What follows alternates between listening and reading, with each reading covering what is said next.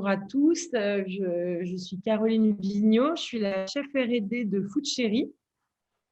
Donc Food Chéri, on est une entreprise qui source des produits, qui cuisine et qui livre donc des plats préparés comme à la maison à partir de produits de qualité. La marque Food Chéri livre sur Paris, Lyon, Lille et Bordeaux. Et on a également une deuxième marque qui s'appelle Season. Les plats sont fabriqués sur le même site de production, à Sucy-en-Brie, mais sont, eux, conditionnés sous atmosphère modifiée, ce qui permet de rallonger leur DLC. Et donc là, les plats sont livrés dans la France entière, même au fin fond de la Creuse, sous forme d'abonnement de 4, 6, 8, 10, 12 plats. Et la marque Season nous permet aussi de mettre en place des nouvelles solutions entreprises comme la box télétravail ou des frigos connectés. Voilà, donc ça c'était pour vous situer présenter le contexte et vous expliquer qui on est. Donc j'insiste sur le fait qu'on n'est pas, ce qu'on n'est pas, c'est des Deliveroo par exemple, c'est-à-dire que nous on est vraiment des cuisiniers. On a une activité de livraison, mais qui vient en bout de chaîne. Et à l'origine, notre projet, c'est vraiment de cuisiner des plats sains, bons pour votre santé, bons pour la planète. Et donc, on fait un gros travail et un gros effort sur la qualité. Je reviendrai sur ce que je veux dire par qualité, sur la qualité des produits qu'on utilise pour préparer ces plats. Alors, ce qui fait notre spécificité… Excuse-moi, Caroline, je te coupe. Est-ce que tu peux mettre en grand écran pour être sûr que tout le monde puisse voir? Tu dois être en cliquant sur lire tout en haut à droite.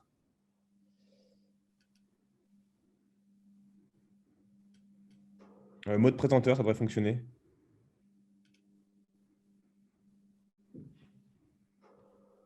C'est bien comme ça?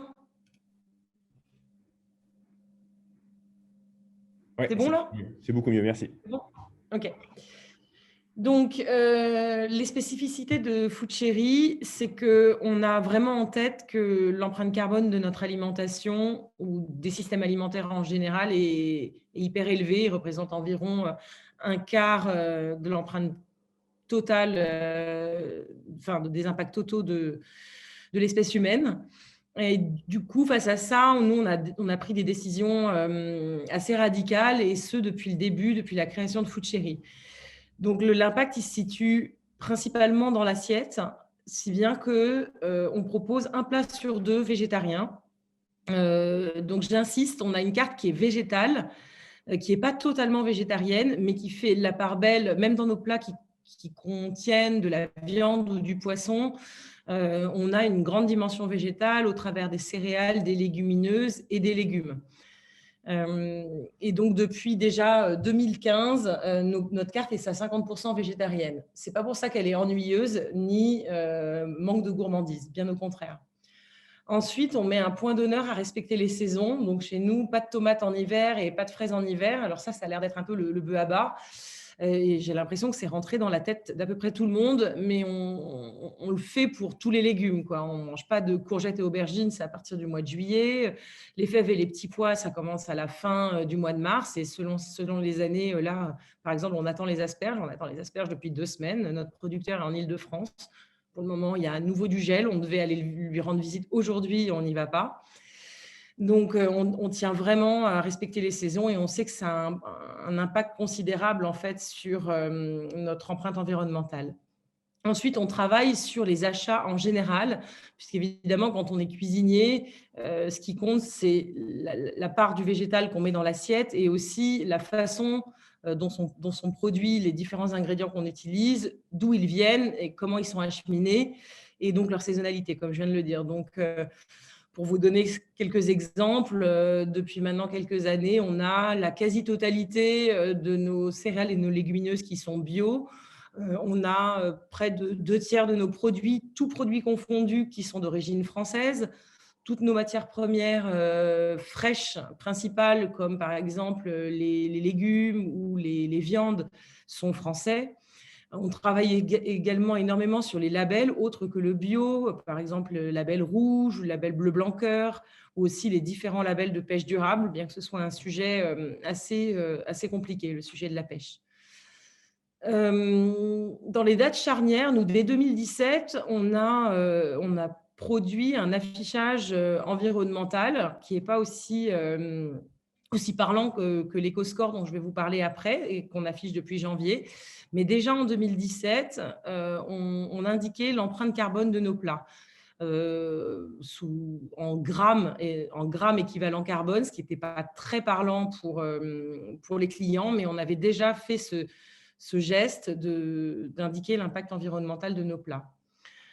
Quelques grandes dates qui ont jalonné l'évolution de Food Cherry. En avril 2019, on a lancé une opération qui a duré assez longtemps, quasiment 1 an. Et tous les mardis, on donnait 400 plats végétariens pour montrer que l'alimentation végétarienne, c'est pas un ersatz, c'est pas quelque chose qu'on fait pour se forcer, que ça peut être gourmand, que ça peut être très sympa et qu'on peut manger végétarien, entre guillemets, sans s'en rendre compte et notamment équilibré. On a offert en tout, sur la totalité de l'opération, donc presque 16 000 plats, comme vous pouvez le lire. À l'automne l'année dernière, on a pris un engagement assez fort, même très fort, qui portait sur 3 produits différents. On a pris la décision d'arrêter de cuisiner du bœuf, du cabillaud et de l'avocat. Alors, pour 3 raisons différentes. Le bœuf, pour son impact environnemental considérable. Le cabillaud, parce que c'est une espèce qui, dans les zones où elle est pêchée actuellement, est très clairement menacée. Et l'avocat, parce qu'il a un sujet de consommation d'eau et derrière un sujet de transport et un sujet social qu'on n'arrive pas à régler. Alors, quand on prend ces décisions, on ne se veut pas moralisateur. Nous, on les prend en tant qu'entreprise, en tant que cuisinier du quotidien, et on pense qu'au quotidien, on peut largement se passer de ces 3 produits et manger autre chose. On ne dit pas à nos clients de ne manger plus jamais de bœuf, on leur dit de faire ce qu'ils veulent, mais par contre, on leur explique que s'ils mangent du bœuf, il faut vraiment que ça vienne d'une filière française, issue d'un élevage extensif. Nous, aujourd'hui, on en a conscience, mais on ne sait pas leur servir du bœuf de cette qualité-là au prix qu'ils attendent, notamment pour déjeuner le midi sur leur lieu de travail, ce qui est quand même la principale clientèle, en tout cas sur la marque Food Cherry. C'est la même démarche pour le cabillaud et l'avocat. Certes, il existe par exemple pour l'avocat une filière corse très vertueuse, mais nous, cet avocat-là, on ne sait pas l'acheter. On le trouve dans quelques rues, dans quelques magasins très pointus au centre de Paris. Ça coûte 5 € l'avocat et on ne sait pas se payer cet avocat-là. Donc, on préfère s'en passer plutôt que d'acheter de l'avocat mexicain qui a un impact considérable en eau, en pesticides, en transport et aussi sur le plan social. Et le cabillaud, c'est un sujet un petit peu analogue qui concerne plus la diversité des ressources halieutiques. Et l'idée, c'est manger du poisson avec modération et surtout ne pas faire peser toujours le poids sur la même espèce. Donc, il y a plein d'autres poissons très bons qui peuvent être consommés, notamment qui proviennent de petits bateaux en pêche côtière et qu'on essaye de favoriser plutôt que cet éternel cabillaud qui est certes un très bon poisson, mais qui est largement surpêché dans les zones où on le pêche. Et enfin, j'y viens, en janvier 2021, on a donc été le premier restaurateur à lancer et à afficher l'éco-score. Bon, là, je passe cette slide puisque c'est celle que je viens de vous expliquer dans le détail. Donc, l'éco-score, il permet… Attendez, excusez-moi. Alors, c'est pas très… Je ne sais pas, Shafik, excusez-moi, je n'ai pas suivi la présentation de Shafik. En gros, il permet de synthétiser par une lettre allant de A à E et un code couleur allant de vert à rouge. Donc, ils reprennent les codes qui sont très facilement compris par les utilisateurs, donc les codes du Nutri-Score. Donc, ils synthétisent en fait l'impact environnemental de nos plats. Donc, chez nous, donc la méthodologie, elle est très précise. Elle repose sur l'analyse des cycles de vie, plus un jeu de bonus-malus complémentaires qui permettent de venir corriger certaines imperfections ou certaines insuffisances des analyses de cycle de vie et qui permet de produire donc une note symbolisée par une lettre et donc une couleur, comme je viens de vous le dire. Nous, en plus, on y a ajouté l'impact environnemental de nos emballages et de notre livraison, puisque c'est inhérent à notre activité, qu'on est énormément questionné sur ces sujets. Toutefois, je tiens quand même à montrer par cette slide que le sujet du transport et du packaging, certes, il n'est pas négligeable, mais il est quand même assez minoritaire dans l'impact, enfin, la part du transport et la part du packaging sont loin d'être prépondérantes dans l'impact sur, oh là, je n'arrive pas à m'exprimer ce matin, excusez-moi, sur l'empreinte environnementale totale de nos plats. Quelques chiffres. En France, la moyenne française d'un plat, c'est 1500 grammes de CO2 par plat. Quant à Food Cherry, on est déjà, depuis donc quelques mois, à 770 grammes, donc en gros la moitié. Et là, pour le petit clin d'œil, c'est de vous montrer que d'arrêter le bœuf, le cabillaud et l'avocat, ça nous a fait gagner en moyenne 100 grammes de CO2 par plat. Et donc, sur ces 770 grammes moyens, vous voyez que la part qui est consacrée au transport et au packaging, elle est à peu près équivalente et elle est de 50 grammes de CO2. Donc, ces données-là, elles sont synthétisées dans un score alors là, sur le bandeau défilant, alors elle a oublié de me mettre sur la slide, ma collègue.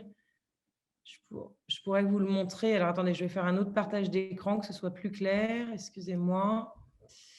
On est là. Je vais vous montrer à quoi ressemble donc, le site de Food Cherry et comment on peut, comment nos clients peuvent désormais faire des choix en pleine conscience, c'est-à-dire éventuellement choisir leur plat en fonction de leur impact environnemental. Excusez-moi, la connexion n'est pas super bonne.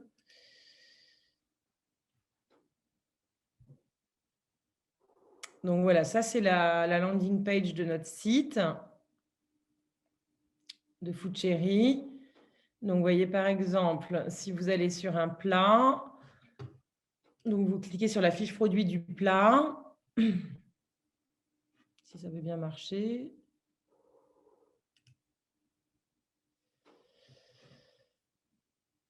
Qu'est-ce qui se passe?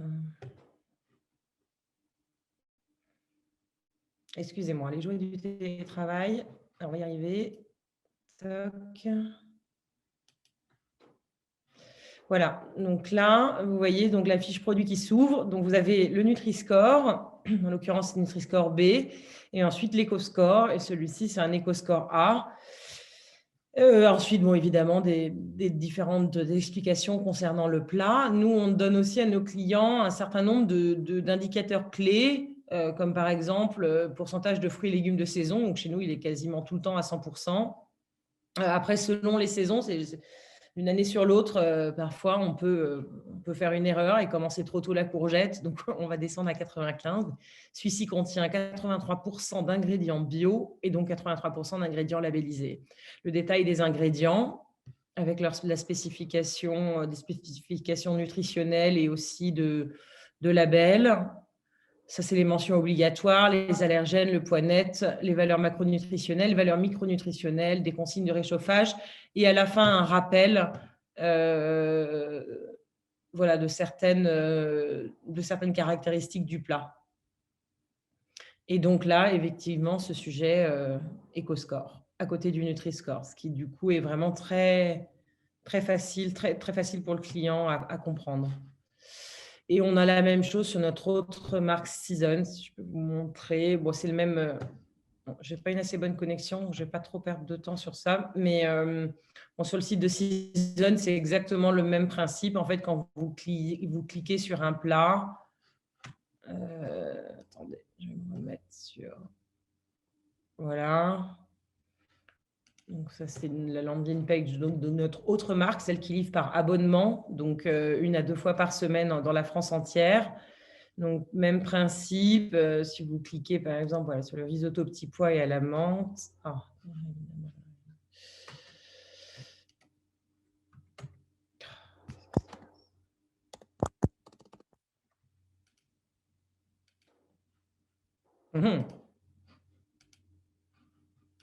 Bon, je pense que vous avez compris le principe.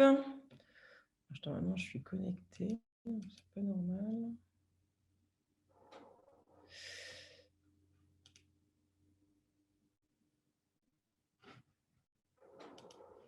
Je vais y arriver. Hein. Pas de panique. Voilà. Bon, c'est de toute façon, là, la fiche produit, on reprend le même principe. Donc là, quinoa bio aux herbes et poireaux, le Nutri-Score A, l'éco-score A, les calories. Là, on a un petit tag en plus. Et puis ensuite, un peu de la même façon que sur Food Cherry, on reprend les grands points, les grandes qualités de la recette, les points forts, et ils sont également repris à la fin. Sur celle-ci, vous voyez par exemple nombre d'ingrédients français, les ingrédients bio labellisés, fruits et légumes de saison, et on reprend l'empreinte carbone. Ça, c'est plutôt dans une logique d'éducation du client. Voilà, je reprends ma page et puis je vais en terminer là. Ce à quoi on tient, c'est d'accompagner nos clients en fait dans cette transition. Nous, on part du principe que les gens sont intelligents et nos clients sont intelligents et comprennent ces sujets. C'est pour ça qu'on n'a pas hésité dès 2017, mais ça pouvait paraître un petit peu obscur, à indiquer l'empreinte carbone de nos plats. On savait qu'on allait vers un indicateur, on ne savait pas quoi encore à l'époque, c'était l'éco-score, le projet de l'éco-score n'était même pas lancé, mais on savait qu'il fallait qu'on prenne les devants et qu'on les accompagne en fait dans la prise en compte de leur santé et aussi de leur environnement dans les choix qu'ils font au quotidien pour manger, donc 3 fois par jour, et chez nous, on l'espère 1 à 2 fois par jour. Et donc ça, c'est un petit exemple de ce qu'on fait quand on prend des décisions qu'on trouve assez marquantes. Là, par exemple, au mois de janvier, on avait rédigé et publié ce qu'on appelle chez nous une gazette, donc une sorte de petit journal de 8 pages dans lesquelles on apporte un certain nombre d'informations qui leur permettent de s'approprier le nouvel outil qu'on a mis en place. Et sur notre page, sur notre site également, sur Food Cherry, vous avez toute une page d'engagement chiffrée, prouvée, qui accompagne les gens et qui leur explique les choix qu'on a faits et qui essaye de leur donner des éléments pour mieux comprendre ce qui est en train de se passer, ce qui se joue au niveau de l'alimentation et les enjeux que ça représente. Et enfin, on se rend hyper disponible sur le service client qui renvoie à chaque fois sur les personnes concernées pour répondre éventuellement au cas par cas sur les questions que les gens pourraient avoir. Et on constate, en mettant ces outils en place, que les gens sont hyper réceptifs, que c'est eux-mêmes qui traquent parfois certaines erreurs ou certains ou alors qui s'interrogent et qui nous font des messages à la sortie de l'éco-score parce qu'ils s'interrogent sur pourquoi se plaint un éco-score B alors qu'il a de la mangue d'Espagne dedans, par exemple, ce genre de questions. Donc, ça nous permet aussi d'établir un lien avec nos clients qui va au-delà du simple lien commercial, quoi. Voilà, j'en ai terminé. Je ne sais pas si vous avez des questions. Merci beaucoup, Caroline. Tu as quelques questions dans le chat. Je ne sais pas si tu vois les questions. Alors, attends, je vais m'y mettre parce que là, j'étais…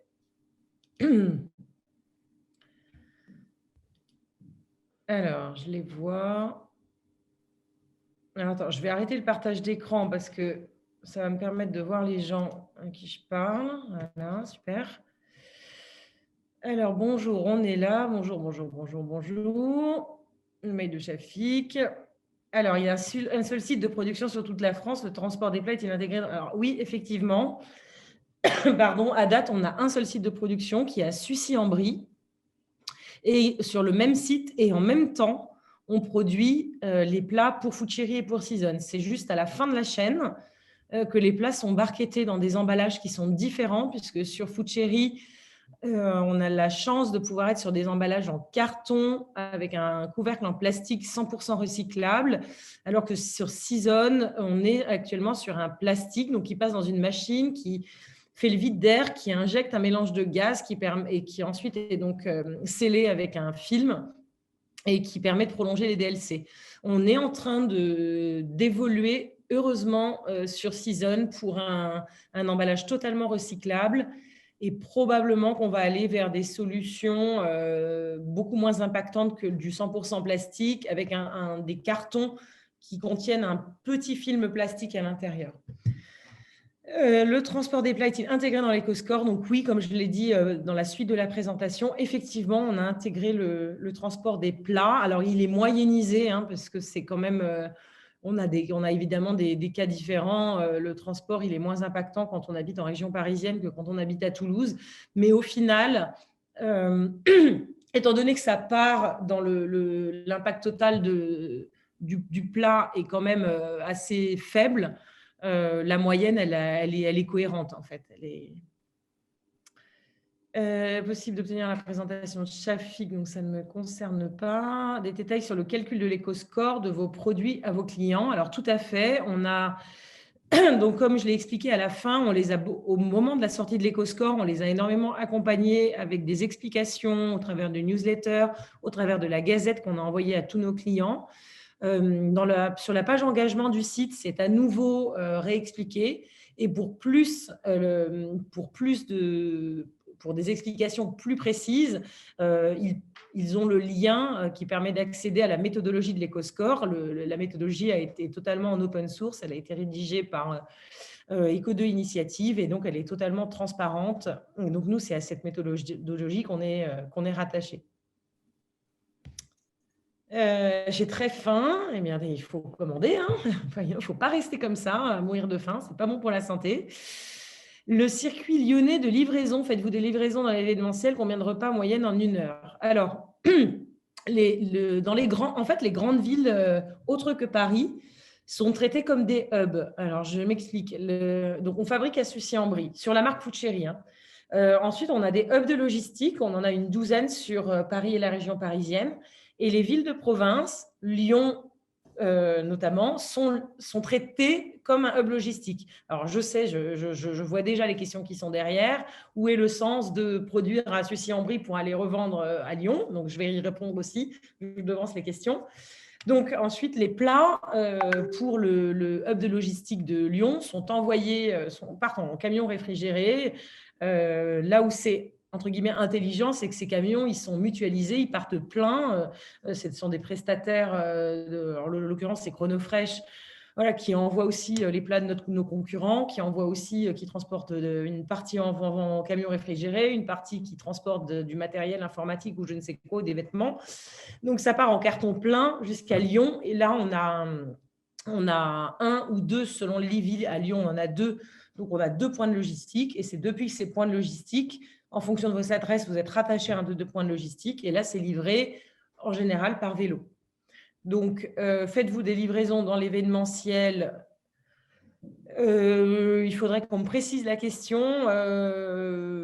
Non, comme ça, je dirais non, mais là, il faut aller y voir de plus près.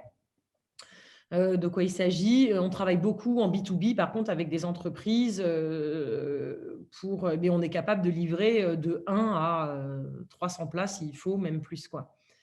Et combien de repas en moyenne en 1 heure? Je ne suis pas certaine de Mathieu Quintin de bien comprendre la question. C'est combien de repas sont livrés? Combien de repas sont… je ne sais pas. Voici, oui, livrés en 1 heure. Ah, bah, ça dépend. Ça dépend de l'heure. Alors, si le sujet, c'est un sujet de conditions de travail des livreurs, donc il faut savoir que notre algorithme, il s'adapte à toutes les situations. Donc, oui, environ à midi, on va dire l'heure de pointe. Combien on livre de repas? Oula, c'est pas moi qui sais répondre à cette question. Ça dépend des villes, ça dépend de l'affluence. Je pense que cette semaine, on va livrer moins de plats avec le confinement. Mais de toute façon, si votre question derrière, c'est un sujet social, en fait, on s'adapte, c'est-à-dire qu'on a des prévisions. Si on sait qu'on va avoir beaucoup de livraisons, on a plus de livreurs et on livre en 3/4 d'heure et non pas en moins de 30 minutes. Donc, il n'y a pas un sujet de vite, on se dépêche, on prend des risques pour livrer dans un temps record. Nous, notre temps garanti, c'est 3/4 d'heure. Quid des emballages à base de maïs? Eh ben, malheureusement, les emballages à base de maïs ne passent pas au micro-ondes. Or, c'est l'usage premier c'est le mode principal de réchauffage de nos clients. Donc, on mise plus sur le carton. Pour les emballages en plastique, on leur conseille quand même vivement de transvaser dans une assiette ou dans un plat à leur micro-ondes. Et puis, sinon, on a privilégié le carton pour la marque Foodcherry.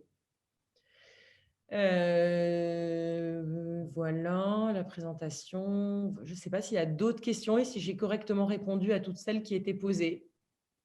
Si juste je me permets de revenir sur le modèle centralisé de Food Cherry. On a fait des calculs, notamment avec Eco2 Initiative, des calculs d'un modèle centralisé versus que serait l'impact environnemental d'un modèle décentralisé on était parti sur environ, si on avait trois labos en France qui, en gros, permettraient de desservir, on va dire intuitivement, de façon peut-être plus intelligente.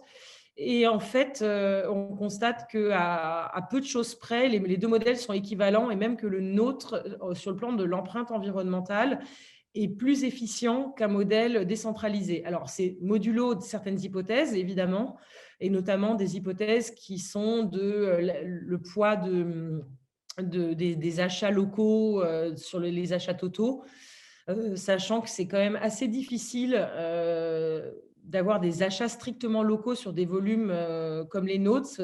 Pour vous donner une idée, nous, quand même, aujourd'hui, on cuisine 12 000 plats jour, 80 000 plats semaine. Et on est déjà extrêmement fiers et contents de pouvoir proposer une appro, par exemple en poulet, qui vient toute de la région nantaise. Et avoir une appro uniquement Île-de-France, on ne sait pas le faire, en fait. Là, on a trouvé chaussure à notre pied dans la région nantaise. Et encore une fois, pour avoir fait pour le coup des calculs assez précis, on sait qu'il vaut mieux un poulet bien élevé avec un label derrière et qui vient d'un tout petit peu plus loin, donc Nantes versus peut-être la ceinture parisienne, plutôt que le contraire. Et on ne sait pas encore faire diversifier comme ça nos approvisionnements. Ça entraînerait probablement des disparités de qualité, des disparités dans la qualité.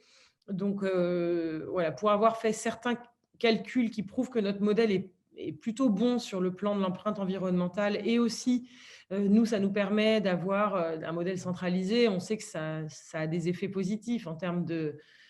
on n'a pas besoin de dédoubler les équipes de management. On a quand même une vue assez précise de ce qui se produit dans un même site de production. On a donc normalement une main mise sur la qualité qui est supérieure. On a un effet d'économie d'échelle qui permet aussi d'être plus compétitif sur les prix. Donc pour le moment, en tout cas, je ne peux pas dire que ça restera toujours ce modèle-là, mais en tout cas, tant qu'on en est encore à ces volumes-là et probablement jusqu'à 20 000 plats par jour, on restera sur une unité unique. Et peut-être qu'une fois qu'on aura passé la jauge de 20 000 plats, il sera temps peut-être effectivement de refaire certains calculs et d'envisager un autre modèle. Mais pour le moment, ce modèle est satisfaisant. Moi, j'ai une dernière question pour toi, Caroline. Oui. Donc, vous avez pris la décision difficile de supprimer le bœuf, l'avocat et le cabillaud de vos menus. Est-ce que vous avez vu un impact du coup en termes de réduction des commandes, ou est-ce qu'avec la communication que vous avez faite et la relation que vous avez avec vos clients, vous avez réussi du coup à finalement les basculer sur d'autres menus Alors, c'est une très bonne dans votre question. chiffre d'affaires? Donc ça, on l'avait anticipé. Quand on a pris cette décision, on avait chiffré ce que ça représentait comme perte de chiffre d'affaires. Donc effectivement, là vraiment, j'insiste, c'est vraiment pas du greenwashing. Alors avec des punchlines comme on a pu faire, ça peut être un peu pris comme ça, mais c'est vraiment une décision mûrement réfléchie. Et je pense que derrière, ce qui a fait qu'au final, on n'a pas perdu de commande, ou on en a perdu très momentanément, mais on a récupéré nos clients assez rapidement, c'est qu'on a vraiment pris le temps de leur expliquer. On est rentré dans la complexité du sujet, parce qu'en fait, les sujets, ils ne sont pas binaires, quoi. Et ça, nous, on veut vraiment se débarrasser de cette idée il y a une façon de bien faire et il y a une façon de bien faire et le reste, c'est pas bien. Et en plus, tout le monde n'en est pas, fait pas les choses de la même façon. Les portes d'entrée pour bien manger, elles sont nombreuses. Et nous, on pense vraiment que nos clients, ils sont capables de comprendre cette complexité. Donc, on est rentré dans le détail avec des supports. On avait fait une gazette comme celle qu'on vous a montrée. Évidemment, sur le plan des plats, on a créé plein de nouveaux plats.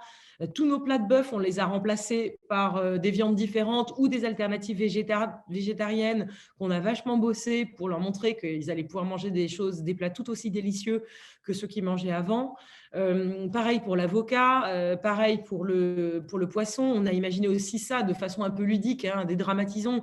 Ah, vous n'allez plus manger d'avocat, mais attendez, on va vous montrer, c'est super bon, un guacamole de brocoli, un chili sin carne sans avocat. Enfin voilà, on s'est aussi un petit peu amusé aussi sur le plan plan de la cuisine, parce qu'il faut se rappeler que manger, c'est aussi un moment de plaisir. Donc, faut pas, on raccroche ça quand même à cette notion de plaisir, de moment de partage, même si ce n'est pas trop d'actualité tout de suite.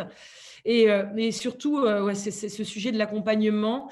Et enfin, cette idée que si on l'a fait, c'est vraiment pour de bonnes raisons. Enfin, en tout cas, nous, on y croit fortement. Et donc, on a vraiment pris le temps de les expliquer sur notre site, sur différents supports, à des journalistes qui eux-mêmes l'ont relayé.